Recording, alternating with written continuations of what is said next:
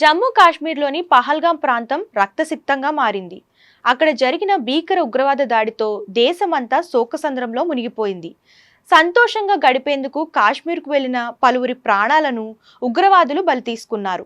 ఈ ఘటనలో సుమారు 27 మంది పర్యాటకులు ప్రాణాలు కోల్పోగా అనేక మంది గాయాలు పాలయ్యారు. ఒడిశా నుంచి గుజరాత్ వరకు, అలాగే ఉత్తరప్రదేశ్ నుంచి మహారాష్ట్ర వరకు పలు కుటుంబాల్లో విషాద ఛాయలు అలుముకున్నాయి. కాగా ఈ ఉగ్రదాడి 2019లో ఆర్టికల్ 370 రద్దు తర్వాత జరిగిన అతిపెద్ద ఉగ్రవాదుల దాడిలో ఒకటిగా నిలిచింది. ఉగ్రదాడితో దేశవ్యాప్తంగా ఆగ్రహ జ్వాలలు చెలరేగాయి. పహల్గాంలోని స్థానికులతో పాటు టాక్సీ డ్రైవర్లు, ఇతరులు కొవ్వొత్తుల మార్చ్తో నిరసన తెలిపారు.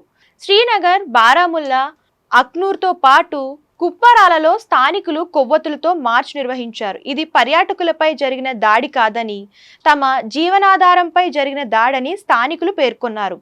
ఎప్పుడు ప్రశాంతంగా ఉండే పహల్గాం ఇప్పుడు రక్తసిక్తంగా మారడంపై ఆవేదన వ్యక్తం చేస్తున్నారు. ఉగ్రదాడిలో మృతుల్లో ఎక్కువ మంది పురుషులే ఉన్నారు.